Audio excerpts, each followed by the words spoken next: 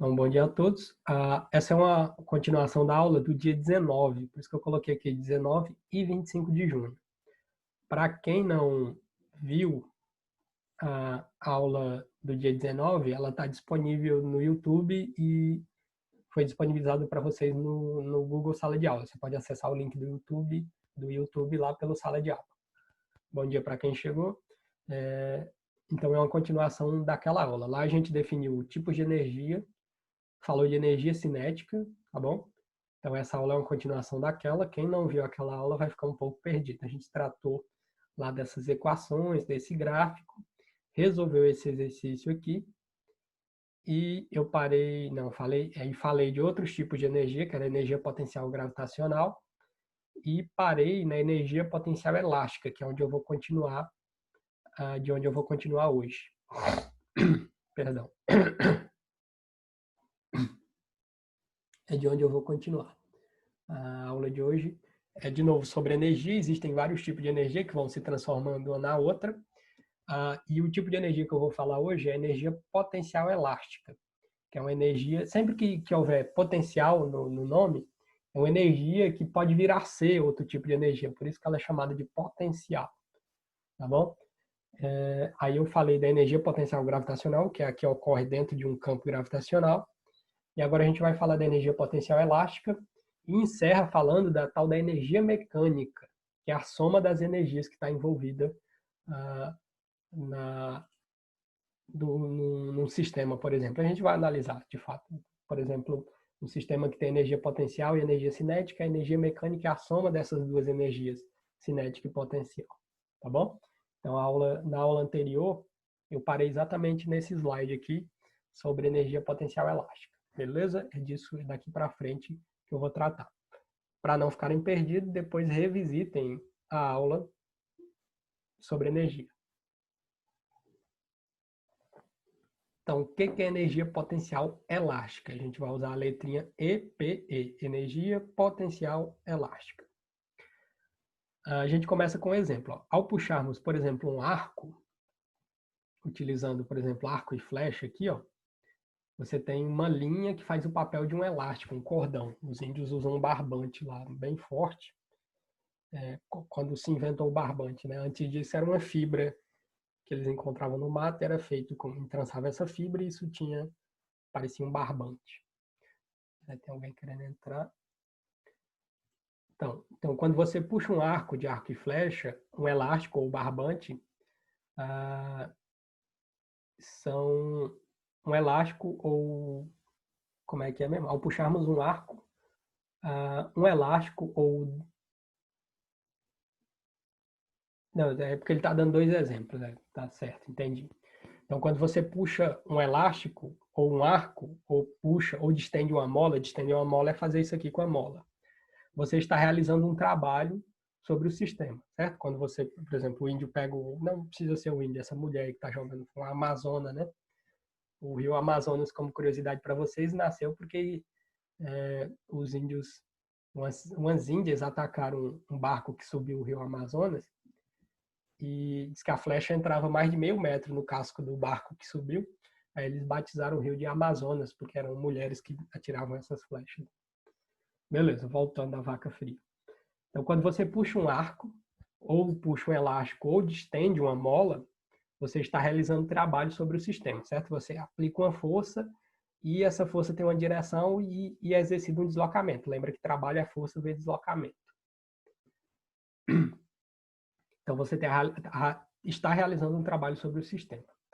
Para que tais eventos ocorram, é necessário exercer uma força a qual está atrelada a um deslocamento. E lembra que força vezes deslocamento é justamente trabalho. Então, vamos ver qual a energia que está associada à realização desse trabalho. Eu puxar o arco, a linha do arco de flecha, ao eu estender um elástico ou eu puxar uma mola. Vamos ver quais energias que estão associadas a isso. Está ilustrado aqui, ó. Por exemplo, a mola está no seu estado normal e eu distendi a mola puxando aqui, ó. Tem um aro aqui, agora pegou e deslocou um ΔX essa mola. Por exemplo, seja uma mola ideal. Mola ideal é aquela que tem condições ideais, etc., para evitar a fadiga. Uma mola. Vai ser uma mola para a gente. Então, por exemplo, seja uma mola ideal de constante elástica K. A gente viu lei de Hooke e viu que associada a forças elásticas está a lei de Hooke. Força é igual a menos Kx. K é a constante da mola e x é o deslocamento. Então, ó, por exemplo, seja uma mola ideal, essa aqui, de constante K, presa na parede de uma das extremidades e livre na outra. Ela está presa em uma extremidade e está livre na outra. Seja x0 o valor do comprimento inicial da mola, ponto. Uma pessoa puxa a extremidade livre da mola, alongando-a até um tamanho x. Ela tinha um tamanho x0 e foi distendida até um tamanho x, beleza? Deslocando, portanto, fazendo, portanto, uma variação na mola de ΔX. Ela tinha um tamanho, variou mais um pouquinho, e essa variação eu chamei de ΔX. Vamos ver o que a gente pode colher disso. Então, o que acontece? A deformação sofrida pela mola vai ser, então, aquela variação ΔX, que é o x final menos o x inicial. Então, esse tamanho aqui, ó, que distendeu ΔX, que está aqui no slide, vai ser, portanto, x menos x0. Então, tamanho final menos tamanho inicial, tá bom? Nessa situação, a mola armazena, portanto, energia potencial elástica, que é a energia que tenta, quando você distende a mola, se você não vencer a constante elástica e estragar a mola, existe uma energia potencial associada que quer fazer com que essa mola volte ao seu estado inicial. Então, tanto que se você volta, tem uma energia potencial armazenada e essa energia vai estar associada ao movimento de volta da mola, tá bom? Então, a mola armazena uma energia potencial chamada de energia potencial elástica. Podemos determinar o valor da energia potencial elástica armazenada nessa mola se utilizarmos o gráfico da força elástica versus a deformação. Então, tem uma força elástica que é K vezes X, K vezes a constante, K que é uma constante vezes deslocamento X, dividido pelo deslocamento. Se você calcular, se você tiver um gráfico da variação dessa força aqui, ó, que ela aumenta. A força aumenta com a distância. Então, quanto mais força eu aplico na mola e aumenta a distância, mais força ela aplica e puxando de volta. Então, isso cresce, vai aumentando assim. Então, se eu tiver um gráfico da força elástica pelo deslocamento, eu consigo determinar a energia potencial pela área desse gráfico aqui. Ó. Então, a área sobre a curva do gráfico nos permite determinar, perdão, não é a energia potencial, me permite determinar o trabalho realizado, porque trabalho é força vezes deslocamento, me permite determinar o trabalho realizado pelas forças externas para deformar a mola do ponto de alongamento nulo até o ponto de comprimento final. Então, é possível calcular esse trabalho que está associado a esse tensionamento. O valor desse trabalho é numericamente igual ao valor da energia potencial elástica, tá bom? Então, o que eu disse no início não é tão equivocado. É o que está escrito aqui, ó. Energia potencial elástica vai ser igual ao trabalho da força elástica, tá bom? O trabalho da força elástica vai ser igual à energia potencial elástica. Isso pode ser escrito como? Lembra que trabalho é força, e a força é o quê? Kx aqui, ó, vezes o deslocamento, que é x. Então, vai ficar assim, ó, Kx vezes x. X vezes x é x ao quadrado. Então, a energia potencial elástica pode ser escrito, para o caso de uma mola, igual a constante da mola, vezes o comprimento de estendimento da mola ao quadrado, dividido por 2. Tá bom? Esse 2 aqui, ele veio um meio de Kx, trabalho é força vezes deslocamento, veio da expressão do trabalho. Agora, por que apareceu esse meio Kx? Da área do... É porque aqui você tem que calcular a área, tá bom? E essa figura aqui é um triângulo retângulo. A área do triângulo retângulo é a base x vezes a altura Kx dividido por 2. Por isso que tem esse 2 aqui, tá bom? Da área do triângulo retângulo. Se você olhar, qual que é a área do triângulo retângulo? Base vezes altura dividido por 2. Então, é Kx vezes x dividido por 2. Por isso aparece esse 2 aqui. Então, a energia potencial elástica, se você não entendeu a matemática desse processo, o que interessa para você é essa expressão aqui. Ó. Então, se eu quero calcular a energia potencial elástica, eu preciso da constante da mola, do distendimento x ao quadrado, ou seja, o comprimento final da mola ao quadrado, e dividir esse valor por 2. Tá bom? Conclusão, a energia potencial elástica é sempre, na verdade, algumas observações. A energia potencial elástica é sempre positiva, apresentando um valor diretamente proporcional ao valor da constante elástica da mola. significa que ela aumenta com o comprimento da mola. Então, quanto mais você distende a mola, maior é a energia potencial. É isso que significa dizer que uma coisa é diretamente proporcional à outra na física. Sendo também diretamente proporcional ao valor da deformação ΔX da mola, do quadrado dessa deformação. E aqui tem um gráficozinho que pode ser analisado. É um gráfico de uma função do segundo grau, já que ele é x², ó, o gráfico não é uma reta, mas sim uma parábola, lá por você se lembrar de Bhaskara, tá bom? X² resolve por Bhaskara e o gráfico é uma parábola. Então, o gráfico a seguir mostra o comportamento da energia potencial elástica EP em função da deformação da mola ΔX. Então, o gráfico, você põe EP no eixo vertical e a deformação da mola ΔX no eixo horizontal. Como é uma função quadrática, o gráfico não é reta, mas sim uma parábola. Então, o comportamento é esse arco de parábola aqui, certo? Chega um momento que essa energia potencial é nula e depois ela aumenta e ela vem diminuindo, né? Quando a deformação é zero, a energia potencial elástica é zero. E quando você vai esticando a mola, a energia potencial vai aumentando, certo? Aqui é como se você estivesse encolhendo a mola, certo? Até o estado natural dela. Depois você começa a puxar. Quando você começa a puxar, a energia potencial aumenta, tá bom? E quando você aperta a mola, também. Quando você puxa ela, sei lá, para o outro lado, diminuindo, você aumenta também a energia potencial, só que aí você vai ter sinais contrários aqui. Isso aqui vai ser explicado também com mais detalhes. Então, os valores negativos para a deformação da mola, que é o que eu estava dizendo aqui, indicam que ela está sendo comprimida, que é esse lado aqui, ó, valores negativos. Você está comprimindo a mola, diminuindo, portanto, ΔX para lá. E você tem uma energia potencial que aumenta porque a mola empurra. Quando você pressiona a mola, ela quer te empurrar. Então, tem uma energia potencial ali aumentando. Chega um momento que ela tem o estado natural zero, e depois, quando você começa a puxar, ela quer voltar. Então, a energia potencial aumenta de novo. E os valores positivos mostram que a mola está sendo distendida. Aqui ela é distendida e aqui ela é comprimida, nesse outro ladinho. Lado de comprimida, distendida, ou seja, puxada. Tá bom? Então, fica aqui, portanto, a expressão da energia potencial elástica. Aí a gente vem agora a um princípio extremamente importante na física, que vai levar em consideração todo o resto da aula anterior, que está no YouTube, e mais esse pedacinho aqui sobre energias, que é o princípio da conservação da energia mecânica na física. E esse princípio é extremamente importante na física, tá bom? A gente vai chamar a energia mecânica de EM, energia mecânica. Então, a gente denomina de energia mecânica letra EM a energia de um sistema... Perdão, de novo. Denominamos a energia mecânica de um sistema a soma das energias cinéticas e potencial que esse sistema possui em certa posição. Então, a energia mecânica é basicamente a soma então, de energia cinética, se o corpo estiver em movimento, e das energias potenciais associadas ali naquela posição que o objeto se encontra. Então, antes da gente enunciar o princípio de conservação da energia mecânica, vamos apresentar o conceito de sistema conservativo. Talvez comece a ficar complicado aqui. Nesse tipo de sistema conservativo, há presença apenas de forças conservativas, que, ao executarem trabalho sobre um corpo, não altera a energia mecânica total do sistema. Ela é conservada.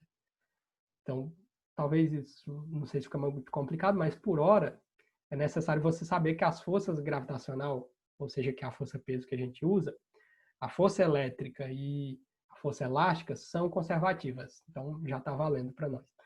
Um sistema conservativo, ou uma força conservativa, é aquelas que dependem não dependem da trajetória, depende só dos pontos finais e iniciais. Por exemplo, você quer levar uma coisinha daqui do ponto A até o ponto B. Se eu for em linha reta, eu realizo um trabalho.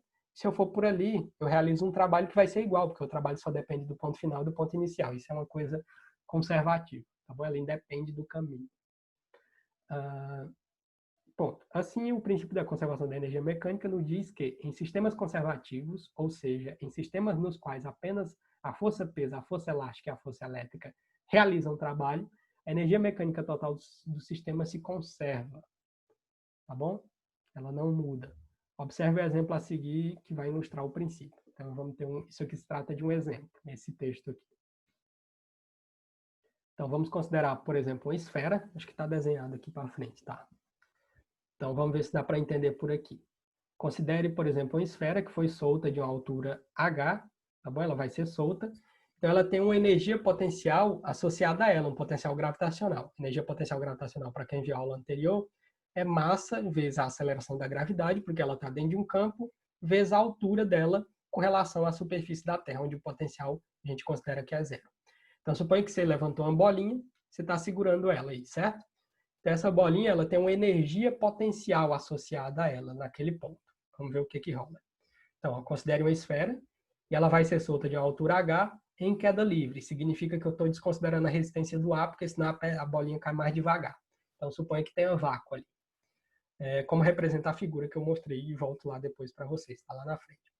Estão desenhadas 5 posições da esfera, a gente desenhou lá na figura 5 posições para mostrar como é que essas energias vão se transformando no decorrer da queda da bolinha, nas quais representamos com retângulos os valores da energia cinética, que é a energia de movimento, porque a bolinha vai entrar em movimento, e da energia potencial gravitacional, EPG, potencial gravitacional, em cada um desses 5 pontos. Se você olhar a figura que eu vou lá agora, você vai observar que no ponto mais alto, a esfera apresenta apenas energia potencial gravitacional, certo? Porque ela não está em movimento. À medida que a esfera cai, o valor da energia potencial gravitacional vai diminuindo, e a energia, e essa diminuição da energia potencial gravitacional corresponde a um aumento da energia cinética da esfera. Talvez seja importante você se lembrar que a energia não se perde, ela vai se transformando em outra coisa. Por exemplo, a energia elétrica numa lâmpada de filamento antiga, ela chega a energia elétrica na lâmpada, aquece o filamento, suponha que chega a 100 joules de energia. Então, 80 joules vira calor e 20 joules vira brilho, que era o que você queria. Por isso que as lâmpadas de hoje são mais eficientes do que as lâmpadas de filamento. As de filamento antigas, que você tinha que aquecer o filamento, que é aquela lâmpada amarelada, quase 90% da energia elétrica que chegava virava calor, ela só aquecia e não brilhava. E só 10, 13% virava brilho, que é o que você queria de uma lâmpada, luz, né? Energia luminosa. Isso foi só um parêntese, voltando aqui. Então, na figura você vai ter representado isso, a diminuição da energia potencial, porque a esfera vai caindo, e essa energia, que é uma energia que vem a ser, e vem a ser o quê? Vem a ser movimento, ela vai virando energia cinética, que é uma energia de movimento, tá bom? Ponto. Quando a esfera chegar no solo, que é a altura zero, toda a energia potencial gravitacional terá sido convertida em energia cinética, tá bom? Está ilustrado aqui, ó. Então, você pegou uma esferinha, está segurando ela. Como eu estou segurando ela, ela está parada, não tem movimento, então não tem energia cinética. Aí eu soltei, ela começou a descer. No primeiro instante que eu analiso, um pouquinho da energia potencial já virou energia cinética. Ela começou... E essa velocidade vem aumentando. Se você lembrar das aulas de cinemática, a velocidade vai aumentando, porque se trata, todo movimento de queda livre é um movimento uniformemente acelerado, porque está sujeito à aceleração da gravidade. Então, quando você solta uma pedra, a velocidade dela vem aumentando, tá bom? Por causa da gravidade. No terceiro ponto aqui que eu analisei, mais energia potencial se transformou em energia cinética, porque essa velocidade está aumentando. E é isso que acontece com as energias, elas vão se transformando e virando outros tipos. E aqui, no 1, 2, 3, quarto ponto, quase toda a energia potencial virou energia de movimento. A velocidade da bolinha está maior ainda.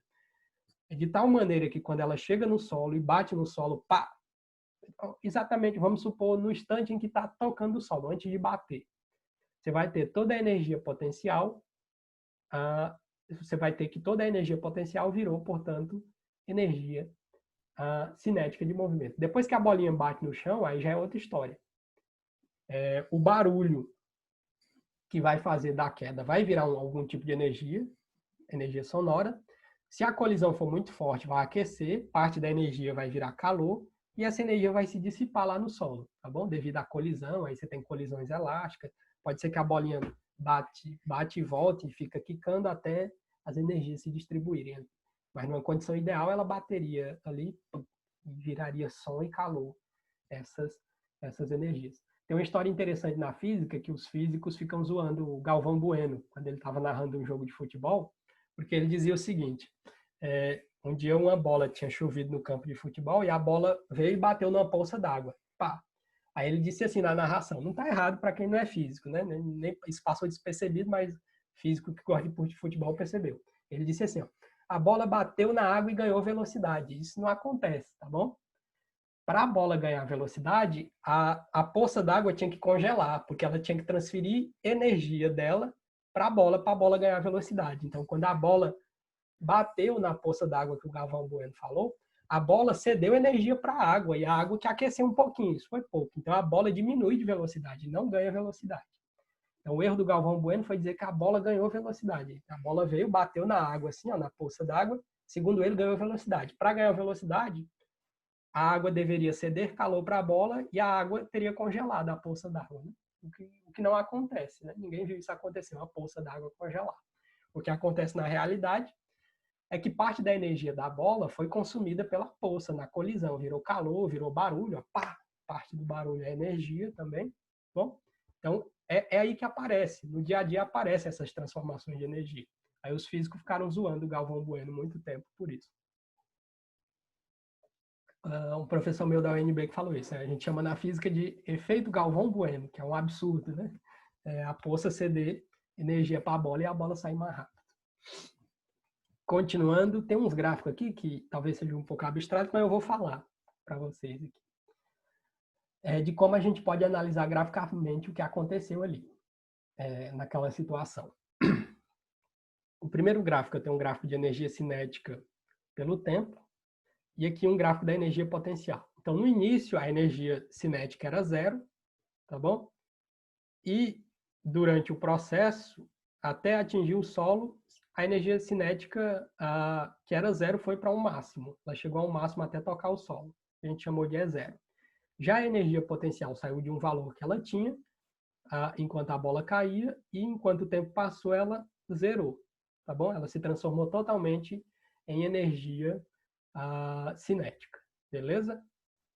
É mais ou menos isso, a análise do gráfico. Agora os físicos fazem outra coisa, juntou os dois gráficos. Eu só peguei esse e coloquei aqui em cima, aí vai ficar um cortando o outro, assim. É melhor mostrar o desenho aqui, que eu não consigo falar aqui, ó. Um ficou assim e o outro assim, tá bom? Só coloquei um em cima do outro. Que aqui ficou o gráfico da energia mecânica, que é a soma dessas energias. A energia mecânica vai ser representada por isso aqui, onde o gráfico em vermelho é a energia cinética, que aumentou durante a queda, e a energia potencial diminuiu. Você poderia pensar num processo contrário, de alguém que joga uma bolinha para cima, então ela jogou com energia cinética, se você pensar no processo contrário, aí você tem um processo inverso. A energia cinética vai se transformando em energia potencial até atingir um máximo, aí a bolinha pararia com energia potencial ali, com toda aquela energia potencial, e cairia de novo. Então, se você pensar no contrário, também é verdade. Essa energia cinética pode ir virando energia potencial. O livro não fala isso, mas pode ser analisado assim também. Tá bom? E para encerrar, quase já encerrando, tem algumas informações aqui que são importantes. E a equação é essa aqui, ó. Energia mecânica é a energia cinética mais a energia potencial. Depois a gente vai fazer na aula de amanhã, eu faço alguns exemplos para vocês. Então, caso existam forças dissipativas atuando sobre o sistema, por exemplo, resistência do ar, algumas outras coisas, o valor da energia mecânica não vai permanecer constante, ele vai mudar, tá bom? Mas nos nossos problemas, não vai haver forças dissipativas. Eu não vou considerar a resistência do ar, não vou considerar, eventualmente, atrito. O atrito até posso em alguns problemas. Tá bom? Ponto. Na verdade, esse valor será reduzido, ela vai diminuir se tiver força dissipativa, pois outras formas de energias não mecânicas, como o calor, o som, que eu dei exemplo, ó, no caso do Galvão Bueno, quando a bola bate na poça d'água, tem outras energias envolvidas, que é parte da energia vira calor, outra parte vira energia sonora, tá bom? Que é uma perturbação do ar, que é o som que você escuta, numa frequência específica. Surgirão como consequências da dissipação da energia mecânica do sistema, por exemplo, calor e energia. Desse modo, o valor da energia mecânica final será menor que o valor da energia mecânica inicial. Então, já que você vai ter forças dissipativas. Isso é só para mostrar como seria, de fato, na realidade. E a energia entre esses valores refere-se justamente ao trabalho realizado pelas forças dissipativas. Tá bom? Vai ter um trabalho realizado, portanto, por essas forças dissipativas, contrária a essa energia mecânica total. Então, matematicamente, a gente pode escrever isso aqui, ó, que o trabalho realizado pelas forças dissipativas, se houver, por exemplo, quando você dá um tiro, tem resistência do ar. Então, uma das forças dissipativas na bala é o atrito da bala com o ar. Então, o trabalho realizado por essas forças de resistência do ar, o atrito, vai ser a energia mecânica final menos a energia mecânica inicial. Você tem que fazer esse balanço de energias para calcular, portanto, esse trabalho realizado por forças dissipativas. E como observação final, cabe isso aqui, ó, observação. As equações da cinemática que a gente estudou lá no início do ano nos permitem resolver muitos problemas, certo? Aquela equação da velocidade, equação da aceleração, equação de Torricelli, escritas por movimento retilíneo uniforme, e também tem mais 3 equações na cinemática escritas, Torricelli não, Torricelli é para o movimento retilíneo uniformemente variado. E mais 3 equações para o movimento retilíneo uniformemente variado, a equação da velocidade, da distância, da aceleração, na verdade 4, e de Torricelli. Então, essas equações nos permitem descrever e resolver muitos problemas. Entretanto, a sua aplicação está limitada às questões em que o valor da aceleração é constante, certo? A cinemática era limitada àquilo.